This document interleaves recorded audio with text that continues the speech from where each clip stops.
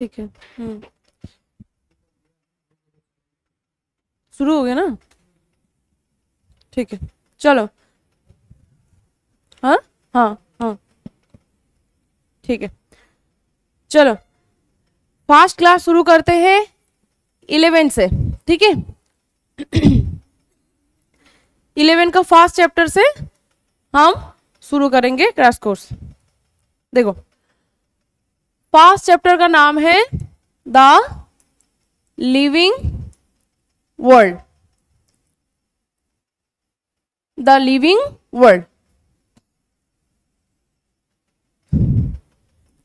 देखो, फास्ट में ही इस चैप्टर में क्या दिया है, what is living. What is living, living किसको बोलते हैं, और लिविंग और नॉन लिविंग ऑर्गेनिज्म में, मतलब थिंग्स में क्या डिफरेंस है। बोलो, लिविंग है तो क्या क्या कैरेक्टर होना चाहिए तब जाके हम उसको लिविंग बोल सकते हैं, क्या क्या कैरेक्टर नहीं होने से हम उसको लिविंग नहीं बोल सकते हैं। बहुत इजी क्वेश्चन है। बोलो, क्या क्या चीजें होना चाहिए, क्या क्या प्रोसेस इसमें होना चाहिए जिसकी वजह से हम लिविंग बोल सकते हैं। The living things, the living things have, बोलो क्या क्या कैरेक्टर होना चाहिए। एक तो रेस्पिरेशन होना चाहिए, एट फास्ट रेस्पिरेशन होना चाहिए। अगर रेस्पिरेशन नहीं चल रहा है तो बिल्कुल हम उसको नहीं बोल सकते कि वो लिविंग है। इवन ऑक्सीजन का जरूरत ना हो फिर भी अगर रेस्पिरेशन चल रहा है उसको क्या बोलते हैं, विदाउट हेल्प ऑफ ऑक्सीजन अगर रेस्पिरेशन चल रहा है तो उसको क्या बोलते हैं, एनारोबिक रेस्पिरेशन, फिर भी वो लिविंग में जाएगा। रेस्पिरेशन मतलब क्या होता है, काश्मीर, हाँ तुम्हारा नाम क्या है, हाँ अच्छा बोलो, रेस्पिरेशन का मतलब क्या होता है, ऑक्सीजन लेना और कार्बन डाइऑक्साइड छोड़ना नहीं, वो is a part of respiration. Respiration मतलब है break down of glucose to form ATP, energy बनाने का जो प्रोसेस है उसको रेस्पिरेशन बोलते हैं। ऑक्सीजन लेना और छोड़ना is a part of respiration, that is breathing. Animal के लिए हम ब्रीदिंग यूज करते हैं। दूसरा है देखो मेटाबॉलिज्म। अगर कोई ऑर्गेनिज्म लिविंग है या कोई थिंग लिविंग है तो उसमें मेटाबॉलिज्म चलता है। डिटेल में हम बात करेंगे मेटाबॉलिज्म क्या है। मेटाबॉलिज्म एक लाइन में अभी बताते हैं। मेटाबॉलिज्म मतलब सम टोटल जो केमिकल रिएक्शन चलता है सेल के अंदर उसको बोलते हैं हम मेटाबॉलिज्म। 11 में जो सेल का एक चैप्टर है the unit of life cell, उस चैप्टर में एक लाइन में लिखा है कि कोई एक सेल जिंदा है कि वो डेड है। कैसे तुम्हें समझ में आएगा, जिंदा है तो समझ लेना है कि वो जो सेल है उसमें साइटोप्लाज्मिक रिएक्शन चल रहा है। Without cytoplasmic reaction this cell is not living. तो जब उसको लिविंग होना है साइटोप्लाज्मिक जो रिएक्शन है वो चलना पड़ेगा। साइटोप्लाज्मिक रिएक्शन सम टोटल सब मिला के रिएक्शन को एक साथ मिला के इसको मेटाबॉलिज्म बोलते हैं। तीसरा है रिप्रोडक्शन। कोई ऑर्गेनिज्म अगर लिविंग है तो उसको रिप्रोडक्शन होता है। अभी ये नहीं बोलेंगे कि हाँ रिप्रोडक्शन जरूरी है, अगर रिप्रोडक्शन नहीं चल रहा है तो उसको हम लिविंग नहीं बोलेंगे, ऐसा अभी नहीं बोलेंगे, क्योंकि इसमें कुछ कुछ ट्रिक्स है जिसको हम जो हमें पढ़ना होगा कि कोई ये जो सारे प्रोसेस है इसको हम डिफाइनिंग कैरेक्टर हम बोल सकते हैं कि नहीं बोल सकते हैं, वो हम बाद में आते हैं। रिप्रोडक्शन लिविंग ऑर्गेनिज्म है तो रिप्रोडक्शन जो है वो चलता है। मेटाबॉलिज्म बोल दिया, रिप्रोडक्शन बोल दिया, और क्या होगा बोलो, ग्रोथ एंड डेवलपमेंट होगा कि नहीं होगा। ये टेबल का ग्रोथ नहीं हो सकता है लेकिन हमारा ग्रोथ हो सकता है, ग्रोथ हो सकता है। 5 है डेवलपमेंट। डेवलपमेंट भी हो सकता है अगर वो लिविंग है तो, नॉन लिविंग में कभी नहीं हो सकता है। सेल्फ रेगुलेशन और कॉन्शियसनेस बोल सकते हैं, कॉन्शियसनेस बोल सकते हैं, ये प्रेजेंट है इन द लिविंग थिंग्स। कोई भी लिविंग है तो उसमें मतलब ये आएगा। और नहीं तो बोल सकते हो स्टिमुलस टू द एनवायरनमेंट। ठीक है, मतलब वो रेस्पॉन्स कर सकता है, can response to the environment. ठीक है, रेस्पॉन्स कर सकता है। बोलो और कोई प्रोसेस छूट गया। ये सारे प्रोसेस या सारे सिस्टम अगर चल रहा है तो उस थिंग को हम लिविंग थिंग्स बोल पाएंगे। अब यहाँ पे कुछ कुछ जगह आते हैं, एक एक को हमें देखना पड़ेगा कि एक एक प्रोसेस, यहाँ पे जितना प्रोसेस दिया है हर एक प्रोसेस को क्या हम एक लिविंग ऑर्गेनिज्म का डिफाइनिंग कैरेक्टर बोल सकते हैं कि नहीं बोल सकते? क्वेश्चन तुम्हारा यहां से आएगा। ये तो छोटे बच्चे का क्वेश्चन है कि लिविंग मतलब क्या क्या होते हैं, लेकिन फास्ट चलो आते हैं ग्रोथ में। ग्रोथ में पहले बताओ मुझे कि ये ग्रोथ मतलब क्या होता है? ग्रोथ मतलब क्या सिर्फ लंबाई में इंक्रीज होना इसको ग्रोथ बोलते हैं, या चौड़ाई में बढ़ना, नंबर में बढ़ना, वॉल्यूम में बढ़ना, मास में बढ़ना, ये सबको ग्रोथ बोला जाता है?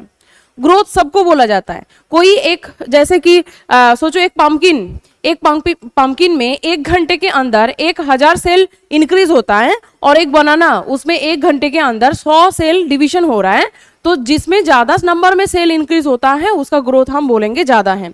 तो ग्रोथ हम सब एस्पेक्ट में बोल सकते हैं।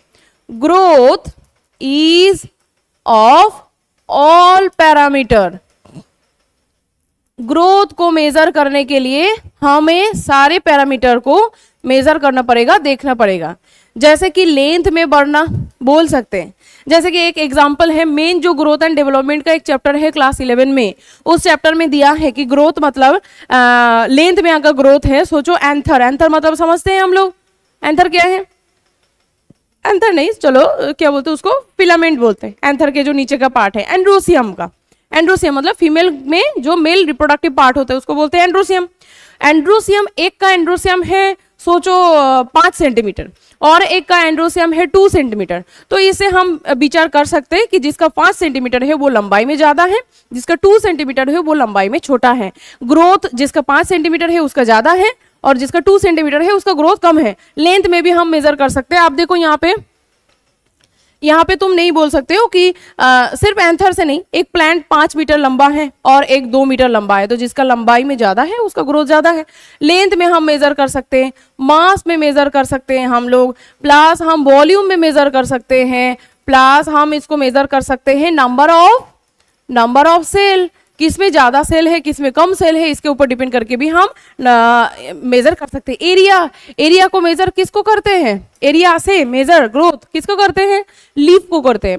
अगर कोई लीफ को तुम्हें देखना है किसका ग्रोथ ज्यादा है, तो जिसका एरिया ज्यादा है, जो लीफ का एरिया ज्यादा है, हम बोल सकते हैं उस लीफ का ग्रोथ भी ज्यादा है। तो एरिया से भी हम ग्रोथ मेजर कर सकते हैं। ऐसा नहीं है कि 2 प्लांट तुम्हारे सामने हैं, एक का लेंथ है 5 मीटर, एक का लेंथ है 2 मीटर, तुमने बोल दिया कि जिसका मतलब यही ग्रोथ है, इसी से ही हम ग्रोथ को मेजर कर सकते हैं, बाकी और कोई एस्पेक्ट में हम ग्रोथ को मेजर नहीं कर सकते, तो गलत है।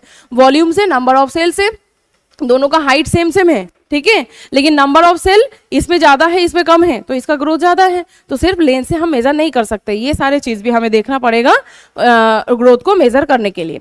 अब बात है, क्या ये ग्रोथ एक लिविंग सेल का और लिविंग ऑर्गेनिज्म का, लिविंग थिंग का डिफाइनिंग कैरेक्टर हो सकता है? मतलब कोई लिविंग है तो उसका ग्रोथ होगा ही होगा, ऐसे हम बोल सकते हैं? लेकिन टर्म अगर ऐसा है ग्रोथ, एनसीईआरटी में लिखा है, देखोगे, growth is not defining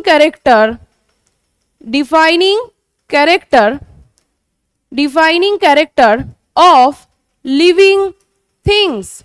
living thing का डिफाइनिंग कैरेक्टर हम ग्रोथ नहीं मान सकते हैं। अगर टर्म में क्वेश्चन है कि ग्रोथ डिफाइनिंग कैरेक्टर है, आंसर लिखना है कि नहीं, ग्रोथ डिफाइनिंग कैरेक्टर नहीं है। अब मुझे बोलो क्यों नहीं है? क्यों हम ग्रोथ से ये मेजर नहीं कर सकते कि कोई लिविंग थिंग का ग्रोथ हो सकता है, कोई नॉन लिविंग थिंग का ग्रोथ नहीं हो सकता है? क्योंकि ग्रोथ 2 टाइप का होता है। सुन लो, ग्रोथ 2 टाइप का होता है। एक होता है इंट्रिंसिक ग्रोथ, और इसको इंटरनल ग्रोथ बोल सकते हैं, और दूसरा होता है एक्सटर्नल ग्रोथ, ठीक है, दूसरा होते हैं एक्सटर्नल ग्रोथ। इंटरनल ग्रोथ और इंट्रिंसिक ग्रोथ मतलब है कोई एक लिविंग ऑर्गेनिज्म में ही एक्चुअली ये दिखता है, बॉडी के अंदर से सेल का डिवीजन होके उसका पूरा बॉडी का ग्रोथ होगा। और एक्सट्रिंसिक मतलब है, सोचो तुम्हारे पास क्या है, यही टेबल है, और इस टेबल के ऊपर तुमने और भी कुछ रखा, बहुत सारे डास्ट आके रख दिया, तो इतना सारा डास्ट तुमने पूरा साल जमा किया कि ये पूरा जो स्ट्रक्चर है इतना मोटा हो गया। तो ये मोटा होने के बाद भी तो इसका ग्रोथ हो गया, ये तो बहुत बड़ा हो गया, तो क्या इसका ग्रोथ हुआ है? एक्चुअली नहीं है। तो इंट्रिंसिक ग्रोथ मतलब है बॉडी के अंदर से ग्रोथ हो रहा है, मतलब सेल डिवीजन करके धीरे धीरे करके ग्रोथ हो रहा है। एक्सट्रिंसिक मतलब मेरे ऊपर से ही बहुत सारे कुछ ऊपर से लगा दो और मेरा साइज अभी जैसा है उससे डबल हो गया, तो क्या मेरा ग्रोथ हुआ है? नहीं हुआ है। लेकिन मेरे अंदर से अगर सेल का डिवीजन होकर इंटरनली ग्रोथ होगा तो वहां पे ग्रोथ होगा। सो हम बोलेंगे इंट्रिंसिक ग्रोथ जो है वो लिविंग सेल में दिखता है, वो लिविंग ऑर्गेनिज्म में दिखता है। सो हम बोलेंगे इंट्रिंसिक ग्रोथ, हम बोलेंगे intrinsic growth is defining character, is defining character of living things, living things. ठीक है, लिविंग थिंग का डिफाइनिंग कैरेक्टर पूरा ग्रोथ नहीं, इंट्रिंसिक ग्रोथ। क्योंकि एक्सट्रिंसिक ग्रोथ जो है ये नॉन लिविंग में भी हो सकता है, occurs in non living things, ये नॉन लिविंग थिंग्स में भी हो सकता है। तो हम नहीं बोलेंगे लिविंग थिंग में सिर्फ इंट्रिंसिक ग्रोथ होता है। तो लिविंग थिंग को डिटरमाइन करने के लिए, डिफाइन करने के लिए हमें इंट्रिंसिक ग्रोथ का टर्म लेना पड़ेगा। समझ में आया क्या क्वेश्चन में आएगा? और एक क्वेश्चन यहां से आते हैं, जो मल्टी सेलुलर ऑर्गेनिज्म है और यूनिसेलुलर ऑर्गेनिज्म है उसमें ग्रोथ और रिप्रोडक्शन, थोड़ा बहुत तो पता है रिप्रोडक्शन का मतलब क्या होता है। रिप्रोडक्शन मतलब होता है increasing of number of species, same species का ऑर्गेनिज्म का नंबर को इंक्रीज करना bye there offspring, offspring production करके। ठीक है, और वो क्या होगा, जो ऑफस्प्रिंग बनेगा वो क्या होगा, आइडेंटिकल होगा, मतलब सिमिलर होगा। पूरा आइडेंटिकल तो नहीं बोलेंगे क्योंकि सेक्सुअली रिप्रोडक्शन करने के बाद जो ऑफस्प्रिंग बनते हैं उसमें बहुत सारे वेरिएशंस आते हैं। सेम स्पीसीज का ऑर्गेनिज्म बनाने का जो प्रोसेस है और स्पीसीज को कंटिन्यू रखने का जो प्रोसेस है उसको रिप्रोडक्शन बोलते हैं। ग्रोथ और रिप्रोडक्शन दोनों को एक साथ मिला के कुछ टर्म है यहाँ पे पढ़ना है। मल्टी सेलुलर ऑर्गेनिज्म के लिए एक है मल्टी सेलुलर ऑर्गेनिज्म और दूसरा है unicellular organism, unicellular organism. Question आता है बहुत इस लाइन से कि मल्टी सेलुलर ऑर्गेनिज्म में क्या ग्रोथ एंड रिप्रोडक्शन दोनों एक साथ होता है? बोलो क्या लगता है, एक साथ होता है? हाँ, हम लोग मल्टी सेलुलर ऑर्गेनिज्म है, हमारा एक सेल डिवीजन मतलब रिप्रोडक्शन नहीं है। लेकिन एक यूनिसेलुलर ऑर्गेनिज्म सोचो, एक एमीबा सोचो, एक एमीबा सोचो, ठीक है, यूनिसेलुलर है, प्रोकैरियोटिक या यूकैरियोटिक है? एमीबा प्रोकैरियोटिक या यूकैरियोटिक है? एमीबा नहीं, एमीबा इज यूकैरियोटिक सेल है क्योंकि एमीबा प्रोटिस्टा में आते हैं। यूकैरियोट से जो क्या होते हैं, प्रोकैरियोटिक जो है वो उसमें सिर्फ मोनेरा ग्रुप आते हैं। 5 है, 5 किंगडम क्लासिफिकेशन कराएंगे बायोलॉजिकल क्लासिफिकेशन में। 5 ग्रुप है, 5 किंगडम है। फर्स्ट है मोनेरा, उसके बाद है प्रोटिस्टा, उसके बाद है फंजाई, उसके बाद है प्लांटी, उसके बाद है एनिमलिया। इसमें प्रोकैरियोट में सिर्फ आते हैं मोनेरा, उसके बाद जितना भी आते हैं वो सब यूकैरियोट में आते हैं।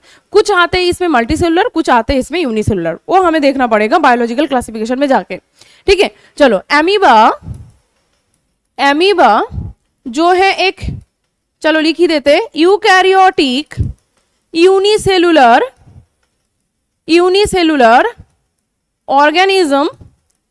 तो मुझे बताओ इसका सेल डिवीजन कैसे होता है? किसी को पता है इसका सेल डिवीजन कैसे होते हैं?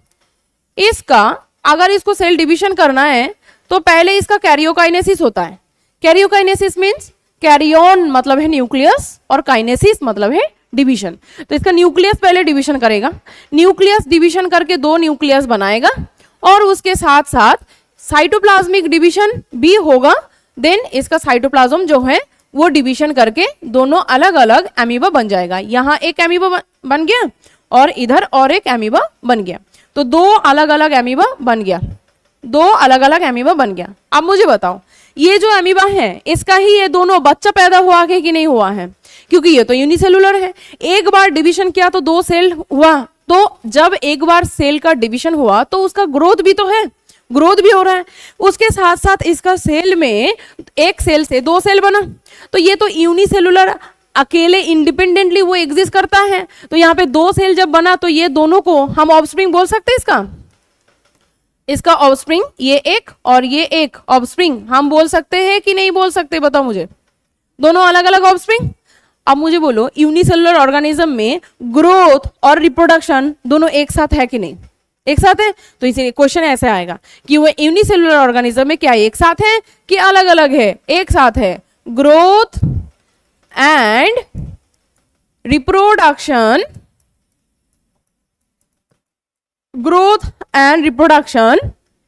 अच्छा लिखो ग्रोथ विथ रिप्रोडक्शन लिख लो तो हो जाएगा एक ही लाइन में, growth with reproduction in unicellular organism, growth with reproduction. Growth जब होता है उसके साथ साथ रिप्रोडक्शन भी हो रहा है। अब मुझे मल्टीसेलुलर ऑर्गेनिज्म के बारे में बताओ। मल्टीसेलुलर ऑर्गेनिज्म में क्या हमारे बॉडी में एक सेल या बॉडी में बहुत सारे सेल डिवीजन करते हैं कंटिन्यूअसली? आज जो सेल डिवीजन इसी टाइम शुरू करेगा, लगभग कल जाके उसका खत्म होगा, 2 सेल बनेगा, क्योंकि एनिमल सेल में सेल डिवीजन करके टोटल टाइम कितना लगता है? 22 to 24 आवर टाइम लगता है। तो आज जो सेल एक है, कल जाके वो सेल 2 हो जाएगा।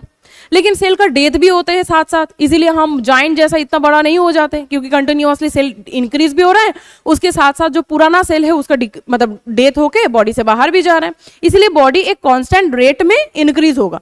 ऐसा नहीं है कि सारे सेल कंटिन्यूअसली डिवाइड कर रहे हैं तो पूरा बॉडी एकदम जाइंट जैसा हो जाएगा, ऐसा नहीं है। लेकिन क्या एक सेल जब डिवीजन कर रहा है तो वहां से क्या हमारा ऑफस्प्रिंग भी प्रोडक्शन हो जाएगा? नहीं होगा। तो पहले ग्रोथ होना है, पहले मैच्योरेशन हम लोगों का होना है। तो fast in multicellular organism fast होगा growth and then reproduction, and then reproduction. पहले होना है ग्रोथ, उसके बाद होना है रिप्रोडक्शन।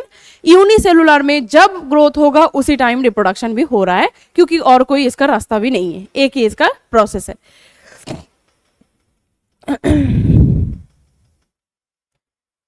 ठीक है, कैसे क्वेश्चन आएगा याद रखो। प्लांट में एक बात है, प्लांट में ये जो ग्रोथ है, मेन जो ग्रोथ का चैप्टर है वहां जाके हम पढ़ाएंगे डिटेल में ग्रोथ कैसे होते हैं, ग्रोथ रेट किसको बोलते हैं, कैसे ग्राफ से हमें समझ में आता है ग्रोथ कैसा होता है। वो हम ग्रोथ एंड डेवलपमेंट का चैप्टर है जो 11 में प्लांट फिजियोलॉजी में वहां पढ़ेंगे। एक लाइन अभी के लिए यहाँ पे याद रखना है, इन प्लांट और इन एनिमल, इन एनिमल।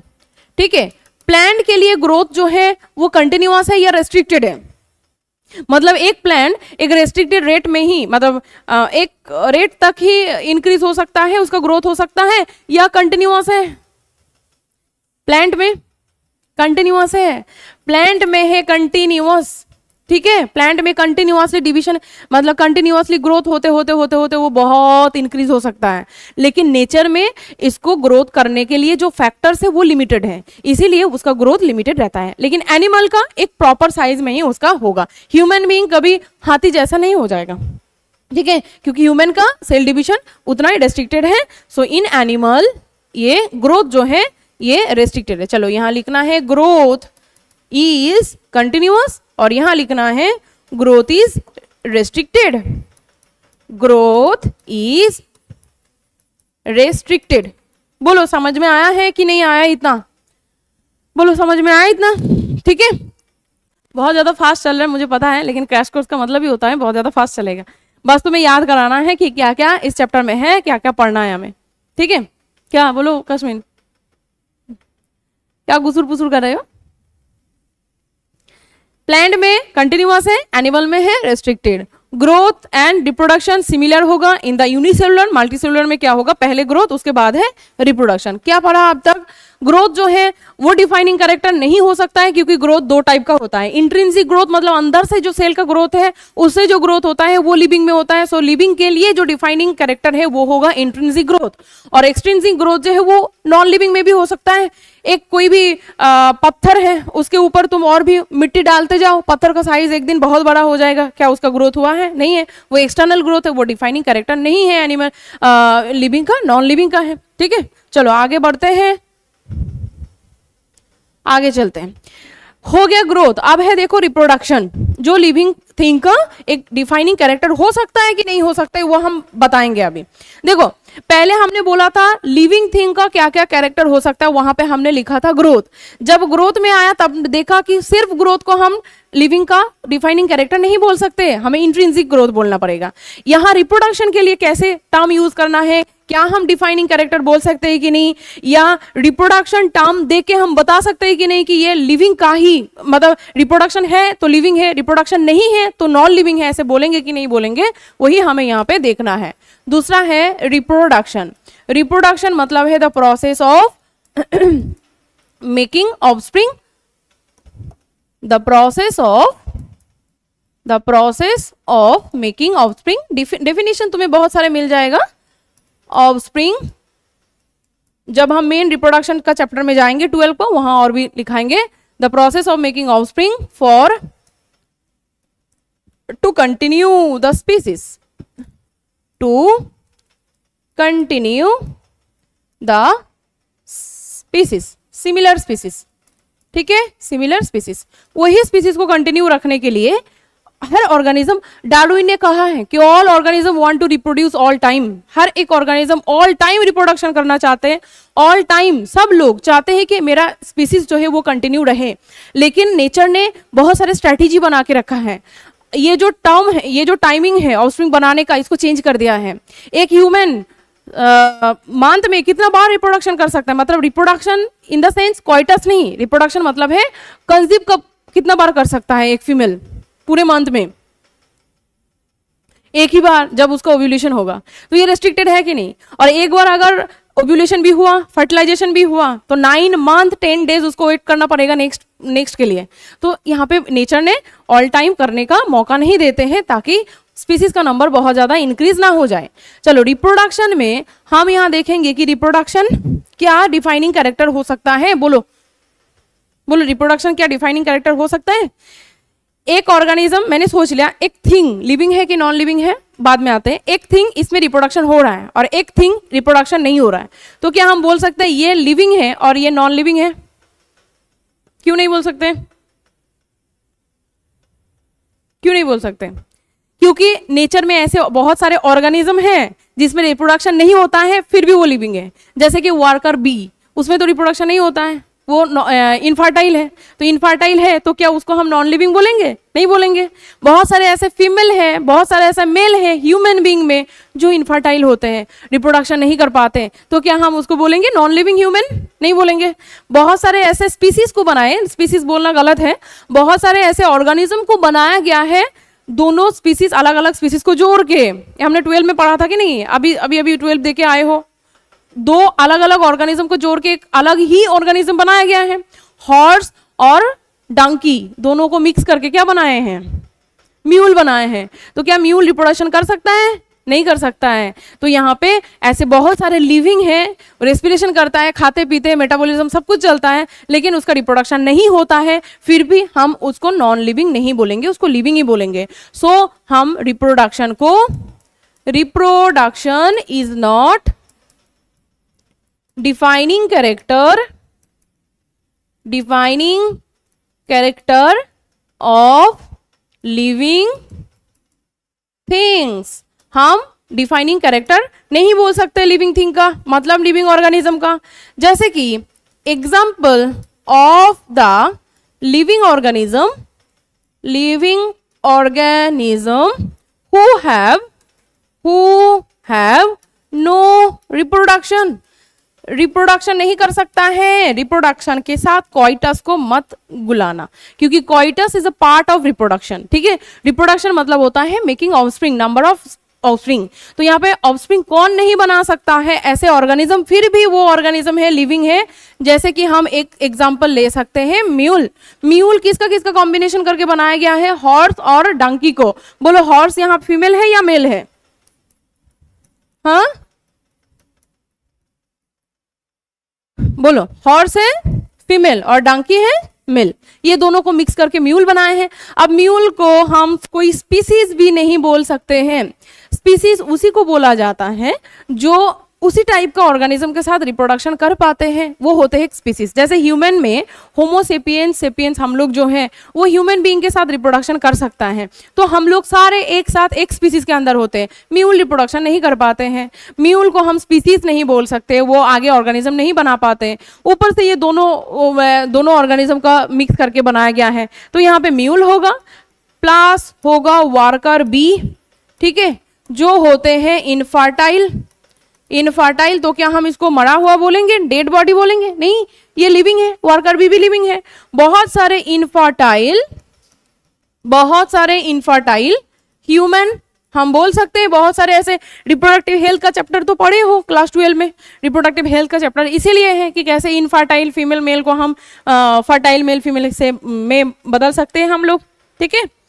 तो इसीलिए हम नहीं बोल सकते हैं कि reproduction is defining character, reproduction को हम डिफाइनिंग कैरेक्टर नहीं बोल सकते हैं। इनफर्टाइल का और एक टर्म है स्टेराइल,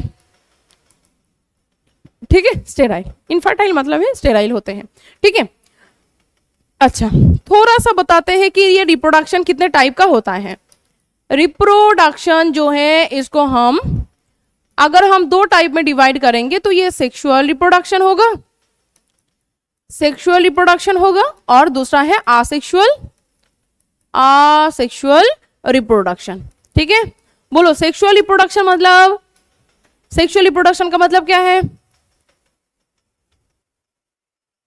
बोलो हमीदुर, सेक्सुअल रिप्रोडक्शन मतलब क्या है? गैमेट, मतलब जहां गैमेट प्रोडक्शन भी होगा and bye fusion of gamete reproduction complete होगा। यहां पे प्रोडक्शन ऑफ गैमेट होगा, प्रोडक्शन ऑफ गैमेट। देखो ये जो sexual reproduction gamete, sexual reproduction asexual reproduction का चैप्टर है नहीं, लेकिन फिर भी हमें ये सेक्सुअल रिप्रोडक्शन क्या है, आसेक्सुअल रिप्रोडक्शन क्या है, थोड़ा बहुत देख लेना है। इसके बारे में डिटेल तो क्लास 12 का रिप्रोडक्शन इन एंजियोस्पर्म है और रिप्रोडक्शन इन ह्यूमन बीइंग है, वहां पे तो डिटेल में दिया हुआ है। Reproduction of gamete, production of gamete and their fusion, ठीक है। यहाँ पे नो गैमेट, कोई गैमेट नहीं प्रोडक्शन होता है आसेक्सुअल रिप्रोडक्शन में। और एक भी होता है वेजिटेटिव रिप्रोडक्शन बोल सकते हैं, कोई ऑर्गेनिज्म का बॉडी का पार्ट्स टूट के उसी बॉडी से उसी पार्ट से अगर फिर से ऑर्गेनिज्म बनते हैं तो उसको हम वेजिटेटिव प्रोपगेशन बोलते हैं, जो प्लांट्स में दिखता है। बहुत सारे ऐसे प्लांट है, उसका स्टेम को काट लिया, देन उसको मिट्टी में डाल दो, वो धीरे धीरे करके न्यू ऑर्गेनिज्म बना देगा। प्लस और भी बहुत सारे टाइप्स हैं, एक चैप्टर था वो हटा दिया गया है अभी नीट के लिए, रिप्रोडक्शन इन ऑर्गेनिज्म, उसमें बहुत सारे ऐसे एग्जाम्पल था कि वेजिटेटिव प्रोपगेशन करके रिप्रोडक्शन कितना कितना ऑर्गेनिज्म कर सकता है। स्ट्रॉबेरी देखिए, स्ट्रॉबेरी, एक स्ट्रॉबेरी लगाओ, कुछ दिन बाद, कुछ महीना बाद देखोगे साइड से फिर से स्ट्रॉबेरी आया है। एक बनाना का ट्री लगाओ, फिर देखोगे कुछ दिन बाद उसके साइड से फिर से और एक बनाना का ट्री बाहर निकल के आया है, तो वहां कोई गैमेट का फ्यूजन नहीं हुआ है, उसी का किसी का ब्रांच से। ग्रास, एक जगह अगर कोई सामने ही देखोगे, एक जगह एक दो ग्रास है, कुछ दिन बाद देखोगे थोड़ा सा पानी मिट्टी मिलेगा सही से तो पूरा वो लॉन जो है वो भर जाएगा पूरा ग्रास से। क्यों? क्योंकि उसमें उसका नीचे से जो स्टेम होते हैं, स्टेम का पहचान क्या है बताओ मुझे? स्टेम मतलब उसमें क्या होगा, क्या ऐसा चीज होगा, एक ही चीज होगा जिसको हम स्टेम बोल सकते हैं? स्टेम, स्टेम मतलब उसमें नोड होगा, स्टेम मतलब नोड होगा, ऐसे ऐसे बीच में से, ठीक है, इसको बोलते हैं नोड। और इन दोनों के बीच में जो रीजन है उसको बोलते हैं इंटरनोड। तो नोड, उसी जो नोड है ना, ये हर कुछ ऑर्गेनिज्म में या हर एक नोड से फिर से ऑर्गेनिज्म बन सकता है, क्योंकि नोड एक ऐसा जगह है जो जगह से बहुत सारी चीज निकल सकता है, ब्रांच निकल सकता है, फ्रूट्स बन सकता है, फ्लावर्स बन सकता है। किसी किसी का जो ये होते हैं ना, ऐसे घूम घूम के उड़ते हैं, ट्रेंड्रिल्स होते हैं, थॉर्न्स होते हैं, कांटे, बोगनविलिया का कांटे जो होते हैं वो सब यहाँ से आते हैं, ठीक है। तो वो रिप्रोडक्शन करने का प्रोसेस है, अभी याद नहीं है तो छोड़ो, वो इस चैप्टर का है नहीं, मुझे याद आ गया। आसेक्सुअल रिप्रोडक्शन में कोई यहाँ पे गैमेट का प्रोडक्शन नहीं होगा, तो थोड़ा हमें यहाँ से एग्जाम्पल पढ़ना होगा एक दो अगर आ जाते हैं तो, क्योंकि वो चैप्टर तुम्हें हटा दिया गया है। आसेक्सुअल रिप्रोडक्शन का डिटेल में था आसेक्सुअल रिप्रोडक्शन। आसेक्सुअल रिप्रोडक्शन का एक दो एग्जाम्पल हम पढ़ लेंगे थोड़ा सा, ताकि हमें याद रहे, क्वेश्चन में आ जाए तो हम छोड़ के नहीं आए। एक कर लेते हैं बार्डिंग। बार्डिंग मतलब बार्ड फॉर्मेशन करके जब रिप्रोडक्शन करेगा कोई ऑर्गेनिज्म, उसको बोलेंगे हम बार्डिंग। एग्जाम्पल कर लेते हैं इसका, बार्डिंग किस में होते हैं? एक दो एग्जाम्पल करेंगे, एक करेंगे एनिमल का और दूसरा करेंगे एक फंजाई का, ठीक है, एक फंजाई का। एनिमल है तो इसमें एग्जाम्पल हम लेंगे हाइड्रा। बोलो हाइड्रा कौन सा फाइलम का है? 11 सब भूल गए मैम। निडारिया, ठीक है, निडारिया और सिलेंटेरेटा जो है वो आते हैं हाइड्रा। और फंजाई में करेंगे हम ईस्ट, ठीक है। ईस्ट, ईस्ट का फुल फॉर्म क्या है, सॉरी साइंटिफिक नेम क्या है ईस्ट का? सैकरोमाइसिस सेरेविसी, ठीक है। तो ये ईस्ट में भी होगा। चलो एक एक डायग्राम कर लेते हैं।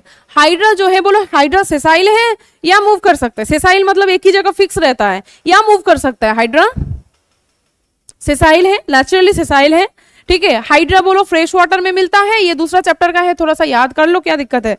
ये हाइड्रा जो है ये फ्रेश वाटर में मिलता है कि मेराइन में मिलता है? बोलो। मेराइन है हाइड्रा या इसमें मिलता है, फ्रेश वाटर में मिलता है हाइड्रा? हाइड्रा फ्रेश वाटर में मिलता है, ठीक है। एक ही एग्जांपल आता है क्वेश्चन में। तो बार्डिंग क्या है, चलो आ जाओ। बार्डिंग है इसके बॉडी से ऐसे इस रीजन से छोटे छोटे नन्हे मुन्ने ऐसे छोटे छोटे बार्ड निकल के आते हैं, इसको बोलते हैं बार्ड, ठीक है। अब ये बार्ड कुछ दिन बाद इसके बॉडी को छोड़ देते हैं, एक नहीं आते और भी आ सकता है, ऐसा नहीं है कि एक ही, ठीक है। ऐसे फिर इसका बॉडी को छोड़ देते हैं, इस बॉडी को छोड़ देते हैं, फिर कोई एक जगह में फिक्स होते हैं क्योंकि ये सेसाइल है, तो इसी जगह आके गिर जाता है यहाँ पे। फिर ये ऑर्गेनिज्म यहाँ पे न्यू ऑर्गेनिज्म यही धीरे धीरे करके फिर से और एक मम्मी हाइड्रा बना लेते हैं, ऐसे लार्ज बॉडी बना लेते हैं। तो इसको बोलते हैं बार्डिंग, इस प्रोसेस को बोलते हैं बार्डिंग। और ये जो छोटे छोटे आया इसको बोलते हैं बार्ड, ठीक है। ये हो गया हाइड्रा में। ईस्ट में कैसे होते हैं? ईस्ट एक फंजाई है बेचारा, ये व्हाइट कलर का बना देते हैं क्योंकि इसमें कोई फोटोसिंथेसिस होता नहीं है, इसमें कोई क्या नहीं है, क्लोरोफिल नाम का कुछ चीज है नहीं। बेचारा को खाना पीना के लिए सब ऑल टाइम दूसरा ऑर्गेनिज्म के ऊपर डिपेंडेंट होना होता है। कभी कभी एल्गी के ऊपर डिपेंडेंट है, मतलब एल्गी के साथ सिम्बायोटिक रिलेशनशिप है, तो इसको क्या बोलते हैं, याद करो, लाइकेन बोलते हैं। कोई जिम्नोस्पर्म या हायर प्लांट के साथ रूट के साथ अगर सिम्बायोटिक रिलेशनशिप बनाते हैं तो उसको क्या बोलते हैं? माइकोराइजा। वेरी गुड, याद है, मुझे बहुत खुशी हुई ये सुन के कि याद है। ऐसे छोटे छोटे बार्ड यहाँ पे आते हैं, ये देखो इसको बोलते हैं बार्ड, ठीक है। अब ये बिछड़ जाते हैं इसके बॉडी से, व्हाइट कलर का ही बनाते हैं। फिर ये बाहर आने के बाद फिर से इसके बॉडी में देखो, बोलो तो ईस्ट जो है ये यूनिसेलुलर है या मल्टीसेलुलर है? यूनिसेलुलर है। यूकैरियोटिक है या प्रोकैरियोटिक है? यूकैरियोटिक है। फंजाई है ये, फंजाई कैसे होगा? प्रोकैरियोटिक। यूकैरियोटिक है ना, प्रोकैरियोट में तो मोनेरा था, बैक्टीरिया ग्रुप था, यहाँ सब यूकैरियोटिक होगा। तो इसका न्यूक्लियस सब कुछ होगा, इसका छोटे छोटे बार्ड निकल के आएगा, इस प्रोसेस को हम बोलेंगे बार्डिंग, ठीक है। ये आएगा ईस्ट में। चलो नेक्स्ट चलते हैं, थोड़ा फास्ट हो रहा है, समझ में आ रहा है कि नहीं आ रहा है? अरे चलो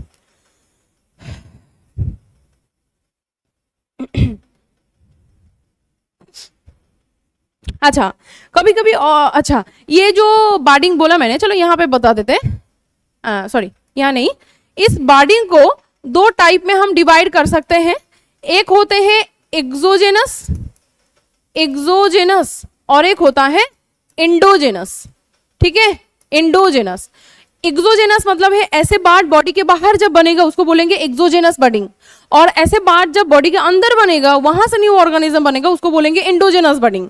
तो यहाँ पे जितना मैंने बोला है, ये जो हाइड्रा मतलब एनिमल और फंजाई में, बोलो मुझे ये इंडिजेनस है, सॉरी इंडोजेनस है या एक्सोजेनस है? इंडोजेनस है कि एक्सोजेनस है? अच्छा, बार्डिंग इज टू टाइप्स, एक्सोजेनस और इंडोजेनस। एक्सोजेनस मतलब बार्डिंग जब आउटर में होगा, बॉडी के बाहर होगा। इंडोजेनस मतलब बॉडी के जब इनर में होगा तो उसको बोलेंगे हम इंडोजेनस। अब मुझे बताओ, ये जो पूरा बार्डिंग दिखा, ये सारे बॉडी के बाहर दिखा कि अंदर दिखा? बाहर दिखा। तो ये सब एग्जाम्पल किसका होगा?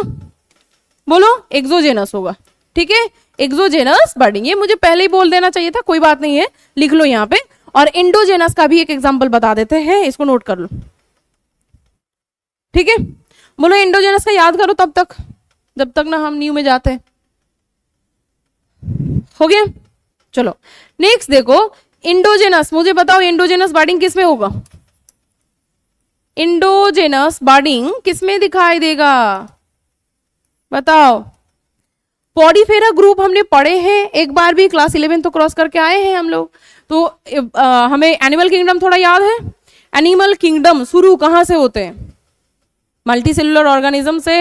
एनिमल मल्टीसेलुलर ऑर्गेनिज्म इससे भी पहले था, क्या बोलते उसको, नॉन इनवर्टिब्रेट जो है, उस इनवर्टिब्रेट में कहाँ से शुरू होते हैं एनिमलिया? इनवर्टिब्रेट में कहां से शुरू होते हैं और नॉन कॉर्डेट कहां से शुरू होते हैं? एनिमलिया कहां से शुरू होते हैं? फाइलम, पॉरीफेरा, पॉरीफेरा से शुरू होते हैं। तो ये दिखता है पॉरीफेरा में। देखो एनिमल किंगडम पढ़ाएंगे कोई बात नहीं। पॉरीफेरा, पॉरी मतलब है पोर, ठीक है, बहुत सारे पोर, और फेरा का मतलब होता है टू कैरी, टू कैरी, कोई बात नहीं, ये एनिमल किंगडम में पढ़ाएंगे। जो ऑर्गेनिज्म में बहुत सारे पूरे बॉडी इज कवर्ड बाय छोटे छोटे पोर्स, उसको बोलते हैं पॉरीफेरा। इसी पॉरीफेरा ग्रुप में स्पॉन्ज याद है थोड़ा सा? स्पॉन्ज नाम का एक ऑर्गेनिज्म था। इस स्पॉन्ज भी देखने में थोड़ा सा हाइड्रा जैसा है, लेकिन टेंटिकल्स नहीं होते। हाइड्रा में यहाँ पे जो देखा है इसको बोलते हैं टेंटिकल्स, इसको बोलते हैं टेंटिकल्स, लेकिन पॉरीफेरा में ऐसे टेंटिकल्स नहीं होते। Porifera is look like that, ऐसे दिखने में होते, पिक्चर लाइक बॉडी इसका दिखने में होते हैं, ठीक है। इस ऊपर का जो है इसको बोलते हैं ऑस्क्यूलम, ठीक है, और इसके पूरे बॉडी इज कवर्ड बाय छोटे छोटे पोर, इसको बोलते हैं, छोटे पोर को बोलते हैं ऑस्टिया। तो थोड़ा सा हम अंदर को देखते हैं, इसका पूरा बॉडी में ऐसे, डिटेल में हम बाद में जाएंगे एनिमल किंगडम में, अभी बस याद रखो इसका बॉडी को अगर हम क्रॉस करेंगे, मतलब सेक्शन करेंगे, क्रॉस सेक्शन करेंगे, तो इसके बॉडी में यहाँ छोटे छोटे ऐसे सेल लाइक स्ट्रक्चर दिखता है, इसको बोलते हैं गेम्यूल्स। क्या बोलते हैं?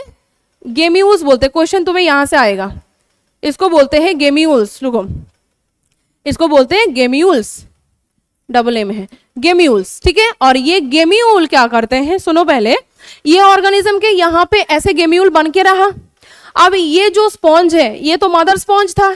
अब ये स्पॉन्ज को पता है कि कुछ दिन बाद यहाँ पे जो एनवायरनमेंट है आसपास एक्वाटिक है, पूरा एक्वाटिक है, तो इसको समझ में आ जाता है कि आसपास एनवायरनमेंट मेरे लिए बहुत खतरनाक है, कुछ दिन बाद हम मर जाएंगे। तो हम मर जाएंगे तो क्या मेरा स्पीसीज भी यहीं पे रुक जाएगा? नहीं, हम बॉडी में ऐसा कुछ बना के जाएंगे ताकि बाद में जाके यहाँ से मेरा स्पीसीज कंटिन्यू रहे।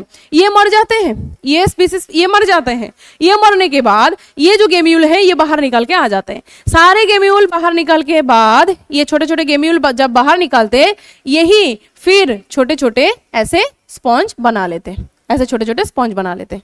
तो ये देखो, ये जो बार्ड है ये भी बार्ड है, इसको भी बार्ड बोलते हैं। Gemmule is one type of bud. कहां पे बना? बॉडी के अंदर या बाहर? अंदर बना है या बाहर बना है? अंदर बना है। तो अगर क्वेश्चन में आते हैं इंडोजेनस बार्डिंग का एग्जाम्पल दो, हो जाएगा एग्जाम्पल स्पॉन्ज के बॉडी में। और वो बार्ड कौन सा है? उस बार्ड को बोलते हैं गेम्यूल। गेम्यूल फॉर्मेशन करके, इंडोजेनस बार्डिंग करके ऑर्गेनिज्म अपना स्पीसीज का नंबर को बढ़ा सकता है।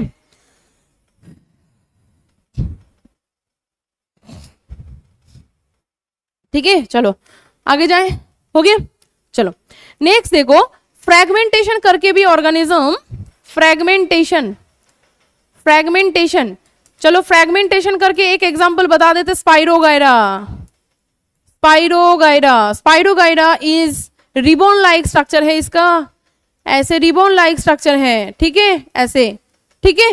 तो इसका ये ग्रीन कलर का क्यों देखने में होता है? क्योंकि इसका क्लोरोप्लास्ट इसके अंदर ऐसे ग्रीन ग्रीन कलर का है और वो रिबन लाइक है ना। बायोलॉजिकल क्लासिफिकेशन ऐसा कोई चैप्टर में, बायोलॉजिकल क्लासिफिकेशन में ही होगा शायद, मुझे याद नहीं आ रहा है।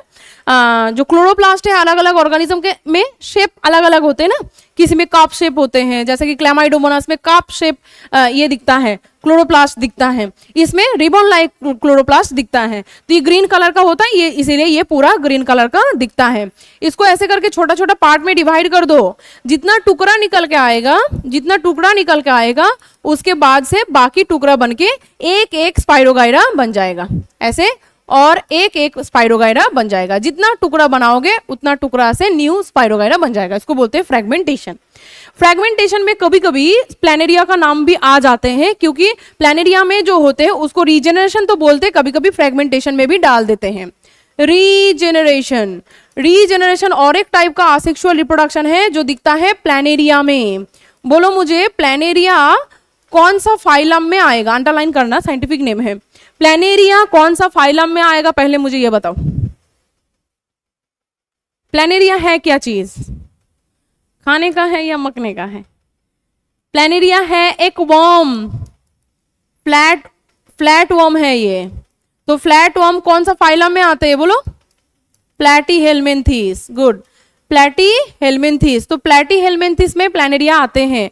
प्लैनेरिया देखने में कैसा है? प्लैनेरिया अच्छा है, बुरा नहीं है, क्योंकि हमें कोई डिजीज नहीं करता है, नॉन पैथोजेनिक है हमारे लिए, ह्यूमन में कोई डिजीज नहीं करता है। बाकी जो है फ्लैटवर्म में, प्लैटीहेल्मिन्थेस में टीनिया सोलियम और भी ये बोलो ना लिवर फ्लूक है, वो सब हमारे डिजीज कर देते हैं, लेकिन ये नहीं करता है। इसको अगर हम ऐसे काटेंगे तो इसका देखो ऐसे एक टुकड़ा आया, ऐसे एक टुकड़ा आया और ऐसे एक टुकड़ा आया। क्या होगा? ये हर टुकड़ा ऐसे धीरे धीरे करके पूरा बाकी का बॉडी बना लेगा, बाकी पूरा बॉडी बना लेगा ऐसे, ठीक है। ये इसका ये पार्ट बाकी था, ये बना लेगा, ठीक है। और ये तो पूरा ही इसको बनाना है। कितना बन गया? 3 बन गया। इसको बोलते हैं रीजेनरेशन, क्योंकि ये प्लैनेरिया के अंदर रीजेनरेशन पावर होते हैं। एक क्वेश्चन का आंसर दो, हमारे बॉडी में, ह्यूमन बीइंग के बॉडी में कौन सा बॉडी का पार्ट है ऐसा, कौन सा ऑर्गन है ऐसा जिसमें रीजेनरेशन पावर होता है?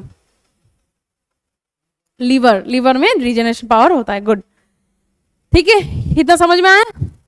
चलो, रिप्रोडक्शन हो गया। इससे ज्यादा रिप्रोडक्शन इस चैप्टर में करा नहीं सकते हैं, ज़्यादा ज़रूरत भी नहीं है। ये सब चीज़ें और भी डिटेल में था रिप्रोडक्शन इन ऑर्गेनिज्म। अगर तुम्हें किसी को लगता है कि थोड़ा मुझे नॉलेज चाहिए रिप्रोडक्शन के बारे में, तो पुराना जो एनसीईआरटी है, उस पुराना एनसीईआरटी में वो चैप्टर दिया हुआ है रिप्रोडक्शन इन ऑर्गेनिज्म। एक बार रीडिंग पढ़ लेना, अगर समझ में नहीं आता है तो पूछ भी लेना, क्योंकि उसमें बहुत सारे नॉलेज था एक्स्ट्रा, तुम्हें और भी जानने को मिलता था कि रिप्रोडक्शन के बारे में, कौन कौन सा ऑर्गेनिज्म कैसे आसेक्सुअल रिप्रोडक्शन करता है, वेजिटेटिव प्रोपगेशन और किस में कैसा होता है, वो नॉलेज तुम लोगों को लैक होगा, वो बहुत अच्छा नहीं है, ठीक है। फिर भी है नहीं सिलेबस में तो क्या कर सकते हैं। नेक्स्ट चलो, मेटाबॉलिज्म। मेटाबॉलिज्म,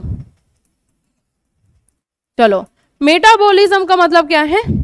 अभी बोला मैंने, ये क्वेश्चन में ये लाइन से क्वेश्चन आ सकता है। What is metabolism? Metabolism is the sum total chemical reaction in the cell. Cell के अंदर हजारों बहुत सारे केमिकल रिएक्शन चलता है। ग्लाइकोलाइसिस को भी एक केमिकल रिएक्शन बोल सकते हो कि नहीं? ग्लाइकोलाइसिस में क्या होता है?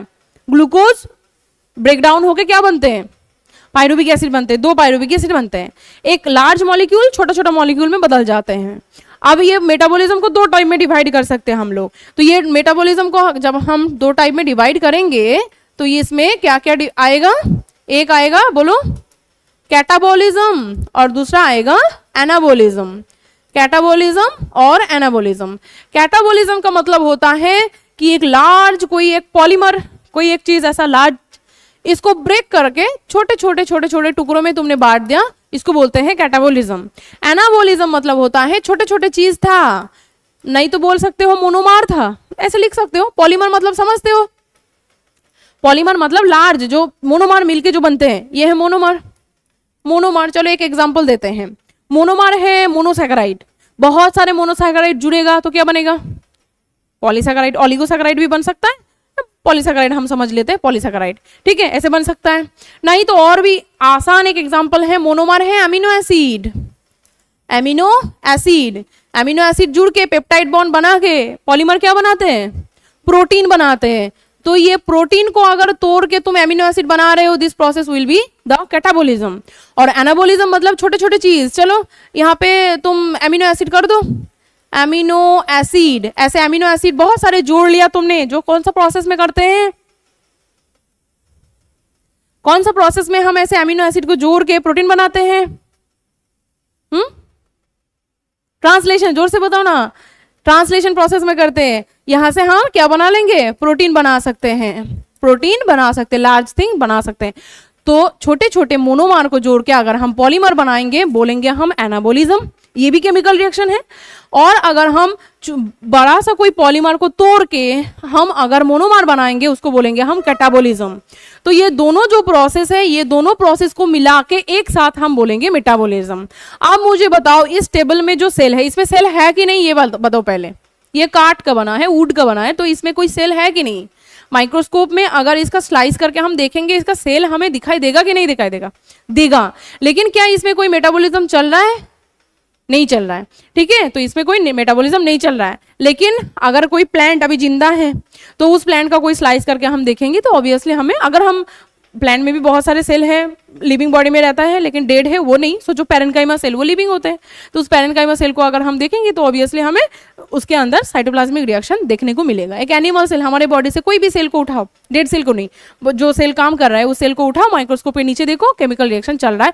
तो हम यहाँ पे बोल सकते हैं कि मेटाबॉलिज्म इज डिफाइनिंग कैरेक्टर, बोल सकते हैं defining character of living organism बोल सकते हैं कि मेटाबॉलिज्म लिविंग ऑर्गेनिज्म का डिफाइनिंग कैरेक्टर है। ग्रोथ, आंसर दो, ग्रोथ डिफाइनिंग कैरेक्टर है कि नहीं? नहीं है। इंट्रिंसिक ग्रोथ डिफाइनिंग कैरेक्टर है कि नहीं? है। रिप्रोडक्शन डिफाइनिंग कैरेक्टर है? नहीं है। रिप्रोडक्शन का कोई भी पार्ट को कोई किसी को भी हम नहीं बोल पाएंगे कि वो डिफाइनिंग कैरेक्टर है। ग्रोथ को फिर भी इंट्रिंसिक ग्रोथ को बोल पाएंगे, मेटाबॉलिज्म को बोल पाएंगे, बिल्कुल बोल पाएंगे। और आएगा कॉन्शियसनेस, ऑब्वियसली कॉन्शियसनेस भी लिविंग का ही है, क्योंकि इसको थप्पड़ मारेंगे तो कुछ नहीं बोलेगा, लेकिन तुम लोग किसी को चांटा मारेंगे तो रास्ते में जाते जाते मुझे गाली दोगे। फोर्थ में है कॉन्शियसनेस। कॉन्शियसनेस मतलब है एनवायरनमेंट का स्टिमुलस के अगेंस्ट में हम क्या कर सकते हैं? रिएक्ट कर सकते हैं। नहीं तो बोल सकते हैं सेंसिंग द एनवायरनमेंट। ये जो कैपेबिलिटी है सेंसिंग द एनवायरनमेंट, ठीक है, ये डिफाइनिंग कैरेक्टर होगा। Defining character of living thing, ठीक है, लिविंग थिंग का डिफाइनिंग कैरेक्टर हम बोल सकते हैं। लेकिन बोलो तो सेल्फ कॉन्शियसनेस जो है ये किस में होते हैं? ओनली इन ह्यूमन बीइंग,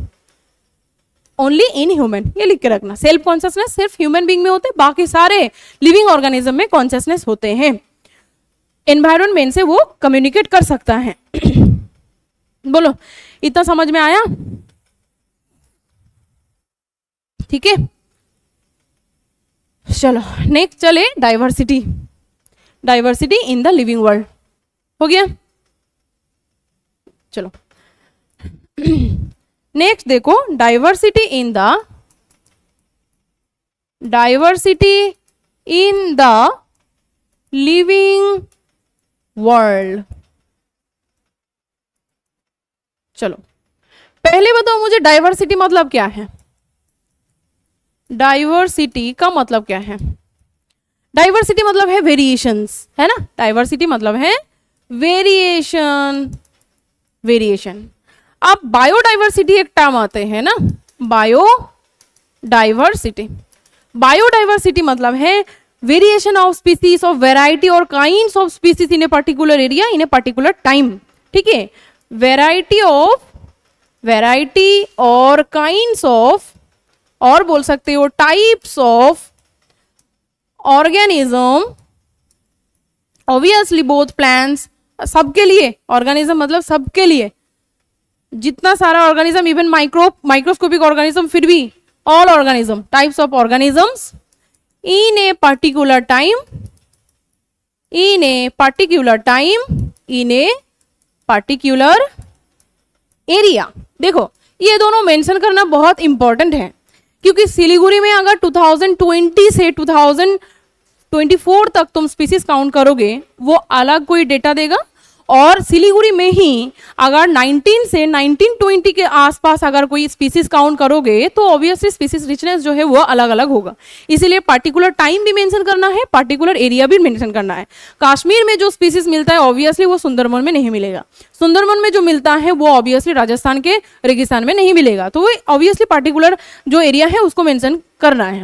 अब बायोडाइवर्सिटी इकोलॉजी का चैप्टर जो है 12 का, वहां पे हम पढ़ेंगे कि बायोडाइवर्सिटी अभी तक कितना स्पीसीज हमारे पास नोन है, हमने अभी तक कितना स्पीसीज को मतलब कितना नंबर ऑफ स्पीसीज को हमारे पास अभी तक हमने रिकॉर्ड कर पाए हैं, हमें पता है।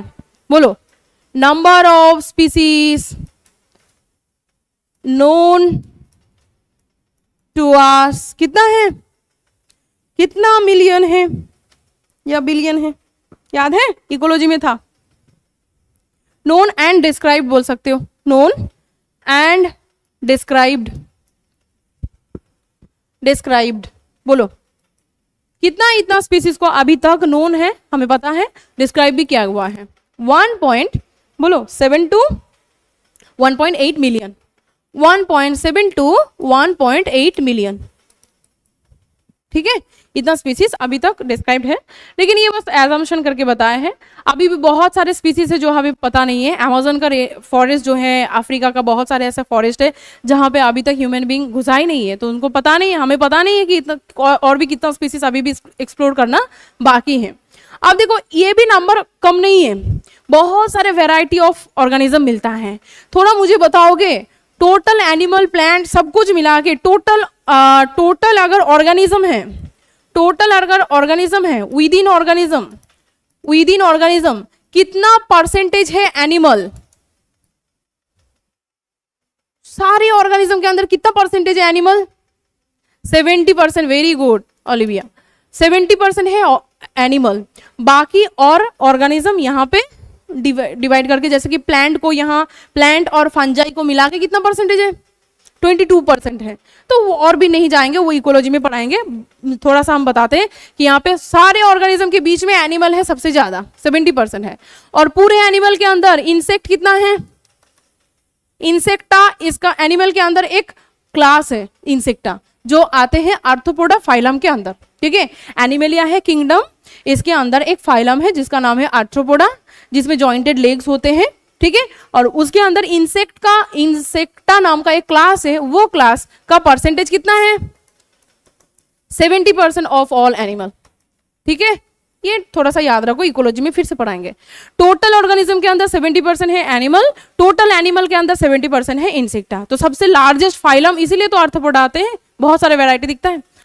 अब देखो इतना सारा वैरायटी, इतना सारा ऑर्गेनिज्म के बीच में अगर हम कोई नाम नहीं देंगे उसका, तो क्या हम उसको पहचान पाएंगे रिसर्च के काम में, या तो और भी स्पीसीज को कंजर्व करने के लिए? हमें इतना स्पीसीज के बारे में हमें जानना है ऑब्वियसली। तो इतना सारा स्पीसीज को जानने के लिए हमें उसका एक नाम देना पड़ेगा कि नहीं देना पड़ेगा? सोचो ये क्लास पूरा भर गया, ठीक है, बहुत सारे स्टूडेंट हैं, और मुझे डिस्क्राइब करना है किसके बारे में, या तो किसी को बुलाना है, तो कैसे बुलाऊं मैं? कास्मीन को ही। अगर मुझे कास्मीन का नाम नहीं पता तो बोलना पड़ेगा वो बहुत पतली सी है, वो ऐसी गोरी सी है, ऐसी छोटी सी है, ऐसे बोलना पड़ेगा। तो ऐसे गोरी सी, ऐसे छोटी सी, तो और भी बहुत सारा होगा। तो ऐसे ऑर्गेनिज्म में सिमिलैरिटी तो बहुत सारा है। एक होमो सेपियंस और एक होमो इरेक्टस, दोनों में ज्यादा फर्क नहीं होगा, है ना, है कि नहीं? प्लस एक ही रेप्टाइल्स के अंदर बहुत सारे स्पीसीज है जो बहुत सिमिलर है। तो यहाँ पे हर एक ऑर्गेनिज्म को पहचानने के लिए, आइडेंटिफिकेशन सही से करने के लिए हमें उसका एक नाम देना पड़ेगा, और वो भी एक ढंग से देना पड़ेगा, एक तरीके से देना पड़ेगा, जिसको बोलेंगे हम नोमेनक्लेचर। इसको बोलेंगे हम नोमेनक्लेचर। नोमेनक्लेचर, चलो, नोमेनक्लेचर मतलब है process of giving proper name, the process of giving a proper and scientific name of an organism। एक ऑर्गेनिज्म का स्पेसिफिक नाम देने का जो प्रोसेस है उसको बोलते हैं नोमेनक्लेचर प्रोसेस। नोमेनक्लेचर के लिए आइडेंटिफिकेशन बहुत जरूरी है। Identification is necessary for nomenclature। nomenclature के लिए आइडेंटिफिकेशन बहुत जरूरी है। देखो सुनो, ये इसका मतलब क्या है? nomenclature मतलब नाम देना। तो नाम किसका दोगे? जो न्यूली आए हैं, नहीं तो न्यूली एक्सप्लोर हुआ है। न्यूली तुम लोगों में से सोचो सारे स्टूडेंट ने साइंटिस्ट बन गए, तो कोई स्पीसीज तुम्हारे सामने दिखाई दे रहा है, जो स्पीसीज तुमने, ऑब्वियसली तुम जब साइंटिस्ट बने हो तो तुम्हें पता है कि ये स्पीसीज पहले तुमने देखा है कि नहीं देखा है, इसके बारे में तुम्हें नॉलेज है। तो तुमने देखा इसके, ये स्पीसीज के बारे में, ये ऑर्गेनिज्म के बारे में तुमने कभी नहीं देखा, कभी इसका पिक्चर भी नहीं देखा, कभी इसके बारे में पढ़ा ही नहीं। तो तुम चाहते हो कि ये न्यू जो ऑर्गेनिज्म है इसका हम नाम देंगे, तो नाम देने के लिए तुम्हें पहले उसका आइडेंटिफिकेशन करना पड़ेगा। सोचो ये एक ऑर्गेनिज्म है, तो पहले इसका मॉर्फोलॉजी चेक करना पड़ेगा, है ना, कि क्या है इसमें, क्या कलर का है, क्या इसका आई है कि नहीं है, ये सब तुम्हें मॉर्फोलॉजिकली मतलब आउटर स्ट्रक्चर जो भी दिख रहा है उसको नोट करना पड़ेगा। अगर तुम्हारे पास बहुत सारे हैं तो इसको तुम मतलब इसको सेक्रीफाइस कर सकते हो, इसका एनाटॉमी चेक कर सकते हो। देन ये जो प्रोसेस है इसको बोलते हैं आइडेंटिफिकेशन करना। उसके बाद तुम्हें करना है कि पहले ही तुम्हें नाम नहीं देना है, इसके बहुत सारे प्रोसेस है। उनमें से एक है कैरोलस लिनियस ने 2 किताब लिख के गए हैं, सबको पता है। एक है स्पीसीज प्लांटेरम और एक है सिस्टेमा नेचरी। स्पीसीज प्लांटेरम में उन्होंने दुनिया में जितना सारा प्लांट मिलता है वो सब के बारे में लिख के गया, और जो क्या बोलते हैं सिस्टेमा नेचरी उसमें जितना एनिमल्स होते हैं उसका नाम सब लिख के गए हैं। तो तुम्हें एक बार चेक करना पड़ेगा वहां पे उनके किताब में कौन सा ऑर्गेनिज्म के साथ इसका सिमिलरिटी है। अगर सिमिलरिटी है तो वहां पे जो ऑर्गेनिज्म लिखा है उसका पूरा क्लासिफिकेशन पूरा लिखा है। क्लासिफिकेशन मतलब होता है जैसे तुम लोगों के एक आइडेंटिटी कार्ड होते हैं, उसमें तुम्हारा नाम, पापा का नाम, address, phone number, blood group, ये सब लिखा होता है। तो वो देखेंगे तो तुम्हारे बारे में बहुत सारे इंफॉर्मेशन मुझे मिलेगा। हर एक ऑर्गेनिज्म का ऐसा क्लासिफिकेशन है, वहां पे उस ऑर्गेनिज्म के बारे में सब कुछ लिखा है, उसका क्लासिफिकेशन, उसका जो टैक्सोनॉमिक हायरार्की है सब कुछ लिखा है। तो वो टैक्सोनॉमिक हायरार्की देख के हमें समझ में आ जाता है इसका क्या क्या कैरेक्टर्स हो सकता है। तो तुम्हें वो देख के उसके साथ सिमिलरिटी करना पड़ेगा। अगर कोई एक ऑर्गेनिज्म के साथ सिमिलरिटी मिला तो ऑब्वियसली तुम उसी के हिसाब से नाम दे सकते हो, उसी के किसी के ग्रुप में तुम डाल सकते हो। ये सब प्रोसेस है, तो इसको बोलते हैं नोमेनक्लेचर। उसके लिए ऑब्वियसली तुम्हें आइडेंटिफिकेशन बहुत जरूरी होता है। अब ये आइडेंटिफिकेशन तुम खुद नहीं कर सकते, मतलब अकेले कर दिया, नाम पब्लिश कर दिया, ऐसा नहीं होता है। इसके लिए 2 ऑर्गेनाइजेशन का नाम है, एक है ICBN और एक है ICZN। तुम्हें क्वेश्चन क्या आएगा, तुम्हें फुल फॉर्म आएगा ICBN और एक है ICZN। अब इसका फुल फॉर्म बता सकते हो मुझे कोई, बोलो। ICBN इंटरनेशनल, चलो फास्ट शुरू कर देते हैं हम।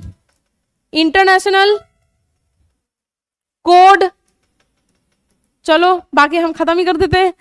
फॉर बॉटनिकल नोमेनक्लेचर, ठीक है, नोमेनक्लेचर पढ़ लेना, क्वेश्चन आएगा इसका फुल फॉर्म से, ठीक है। बीच में कोड को हटा के कुछ अलग कर देगा, ठीक है, फॉर को हटा के कुछ अलग कर देगा और ऑप्शन ऐसा चेंज कर देगा। International code for botanical nomenclature मतलब फॉर प्लांट, ये किस लिए है, ये for plant, for plant nomenclature. अगर कोई बॉटनिस्ट है तो उनको प्लांट का नाम देने के लिए ICBN का हेल्प लेना पड़ेगा। ICZN क्या होगा, इंटरनेशनल, बोलो क्या होगा, code for zoological nomenclature, nomenclature है ना, international code for zoological nomenclature. ये किस लिए है, फॉर एनिमल नोमेनक्लेचर, ठीक है, एनिमल का नोमेनक्लेचर के लिए ये दोनों ऑर्गेनाइजेशन का नाम एंड इसका जो फुल फॉर्म है एब्रिविएशन के साथ वो याद रखना है, ठीक है। अब देखो तुम लोगों का नाम एक ही नाम है या 2 नाम, मतलब ऐसा नहीं, सॉरी, नाम एक ही है ऐसा, हमीदुर, उसके बाद कुछ नहीं है, उसके बाद है ना हमीदुर क्या, रहमान है ना। तो 2 नाम है, 2 कंपोनेंट है एक नाम का। तो यहाँ पे जब ऑर्गेनिज्म का नोमेनक्लेचर किया जाता है वो भी 2 कंपोनेंट से ही किया जाता है। जैसे होमो सेपियंस, होमो और सेपियंस 2 कंपोनेंट है, इसको बोलते हैं बाइनोमियल नोमेनक्लेचर, इसको बोलते हैं बाइनोमियल नोमेनक्लेचर, बाइनोमियल नोमेनक्लेचर। चलो, बाइनोमियल नोमेनक्लेचर मतलब है the process of giving, the process of giving the proper scientific name, proper scientific name by 2 components called binomial nomenclature, ठीक है, इसको बाइनोमियल नोमेनक्लेचर बोलते हैं। एक एग्जांपल लिख सकते हो,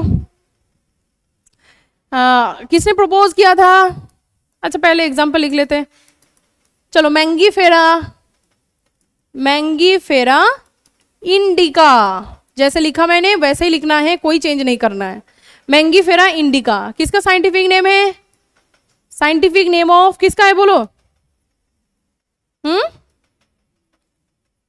हाँ, मैंगो का है। मैंगीफेरा इंडिका मैंगो का साइंटिफिक नेम है। ठीक है, चलो अब देखो मैंगीफेरा इंडिका ये जो बाइनोमियल नोमेल, देखो दोनों है कि नहीं, दोनों कंपोनेंट है।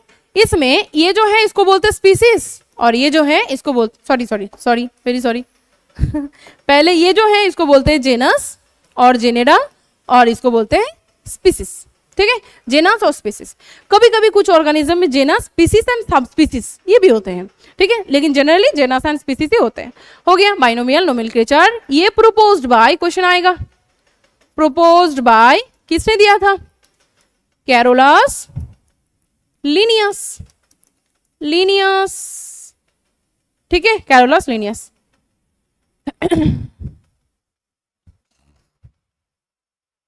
चलो दो बुक है, बुक का भी नाम लिख के रखते हैं। Two books of Carolus Linnaeus.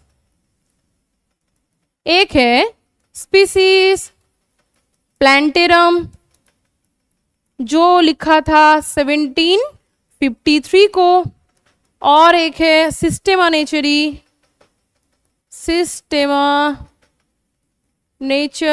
ये है 1752 शायद ना, 1758। ठीक है, दो book of Carolus Linnaeus.